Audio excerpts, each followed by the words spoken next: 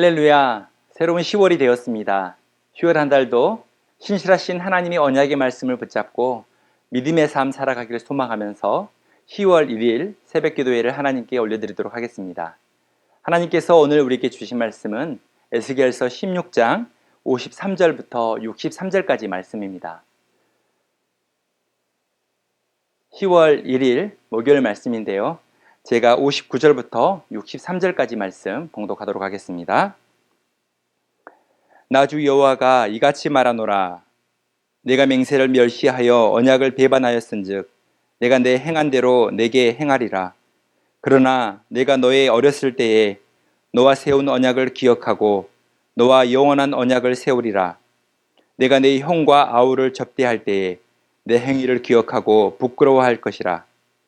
내가 그들을 내게 딸로 주려니와 네 언약으로 말미암음이 아니니라. 내가 내게 내 언약을 세워 내가 여호와인 줄 내가 알게 하리니 이는 내가 내 모든 행한 일을 용서한 후에 내가 기억하고 놀라고 부끄러워서 다시는 입을 열지 못하게 하려 함이니라. 주 여호와의 말씀이니라. 아멘. 오늘 말씀은 우리가 하나님의 언약 백성임을 말씀합니다. 언약 백성은 하나님의 구원과 보호를 받으면서 하나님께서 주신 소명을 가지고 살아가는 사람입니다. 성경에서 언약은 쌍방 간에 서로 동의해야 체결될 수 있는데요. 사실 사람의 언약은 한번 맺어진 후에도 한쪽이 거부되면 파기될 수 있는 것입니다. 그런데 놀라운 것은 하나님께서 선택하신 백성들과 체결한 그 언약은 파기되지 않는다는 것입니다. 비록 언약 백성이 죄악으로 인하여 하나님의 언약을 배신할지라도 하나님께서는 그 언약을 잊지 아니하시고 반드시 성취하십니다. 하나님께서는 언약에 신실하시기 때문에 비록 백성들이 실패와 징계, 고통과 연단을 받을지라도 하나님의 구원은 실패하지 않는다는 것입니다. 오늘 본문에는 하나님의 언약 이야기가 나오는데요. 하나님과 이스라엘의 언약은 출애굽한 이스라엘이 시내산에서 맺은 언약입니다. 하나님께서 이스라엘 사람들을 이집트의 압제로부터 구원하신 후에 언약을 제안하셨습니다. 출애굽기 19장 5절에서 6절에 세계가 다 내게 속하였나니 너희가 내 말을 잘 듣고 내 언약을 지키면 너희는 모든 민족 중에서 내 소유가 되겠고 너희가 내게 대하여 제사장 나라가 되며 거룩한 백성이 되리라. 너는 이 말을 이스라엘 자손에게 전할지니라. 만일 이스라엘이 하나님과 언약을 맺고 지키면 그들이 하나님의 백성이 되고 거룩한 제사장 나라가 될 것이라고 약속하셨습니다. 모세는 백성들에게 하나님의 말씀을 그대로 전했는데요. 이에 백성들은 하나님과의 언약을 세우겠다고 했습니다. 출애굽기 19장 7절에 백성이 일제히 응답하여 이르되 여호와께서 명령하신 대로 우리가 다 행하리이다.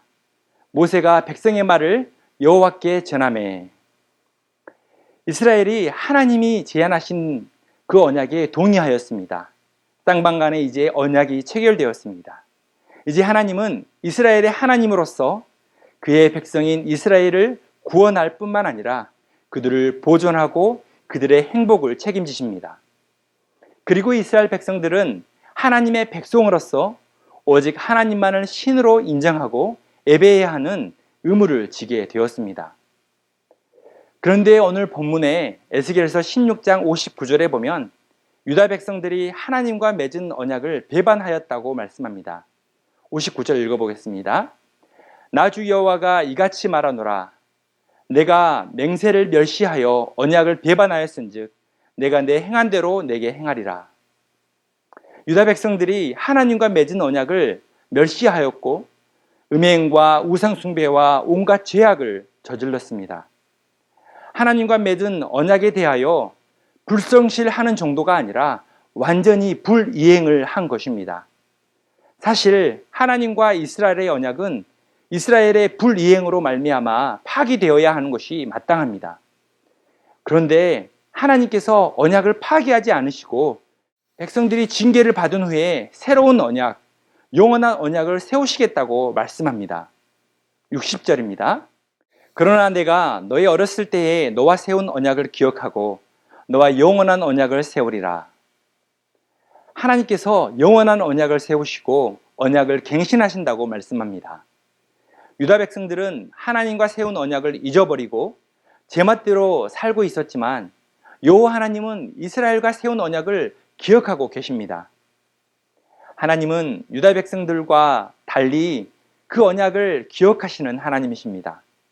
언약에 신실하게 이루시는 하나님이십니다.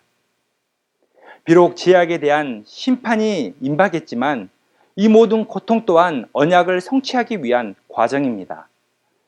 유다 백성들이 징계를 받고 고통스럽게 회개의 삶을 살 때에 하나님은 그들의 조상과 맺으신 언약을 기억하며 이루어 나가실 것입니다. 언약 백성답게 그들을 변화시키고 회복시켜 나가실 것입니다. 사랑하는 성도 여러분, 우리가 어떠한 환경 속에서도 언약을 신실하게 이루시는 하나님을 바라보기를 바랍니다. 우리는 하나님의 소유이며 하나님의 언약 백성입니다.